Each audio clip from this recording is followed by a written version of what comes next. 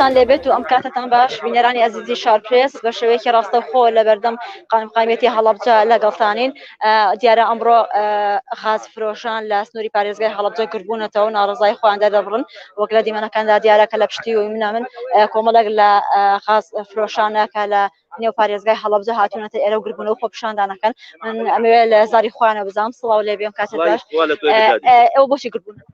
والله عشکرا دیارەکە بۆچی گربینێتەوە والله کوێر و کەڕی ڕزانێ بۆچی گربینێتەوە بەزەم دەسەڵاتە کوێرە کەڕە لاڵە ئیفلیجە لە حەنای ئەو خەڵکە باکیانێ لەو خەڵکە چی ئەەکەن بابیکەنەوە خەڵکە دەنگدانە دەنگیاندا بە تەزویر بە حڕاستی بە هەر شتێ بە باڵسیتە بێ بە چاسوورکردنەوە و پارێدان و بەرتیل بێ دەرچوون و داکی خەڵگەیان گاوە بەڕاستی دوو لە ڕووی جەنابوو بەڕاستی ئێستا وایان کردو ئەو خەڵکە غازی هەیە نەوتێ من مشتری مەیە لە چوارشەمەی ڕابردووە قابلەمەی سواقداوە و ئیشی پێەکە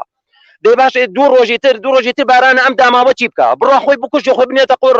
کاکە ئەبێ ڕاکەی بڕی بۆ شوێنێکی تر بڕۆی بۆ وڵاتێکی تر ئەگەر ڕۆی ئەبێ بە شتێکی تر ئەڵەن گەوادە ڕای کرد و حکومەتی کوردی پێ باش نرخی غاز چۆنە؟ باوکە گیان نرخی غاز لەوەتی هەیە وەکو کارتی مۆبایل وەکو بنزینەکە وەکو هەموو شتێ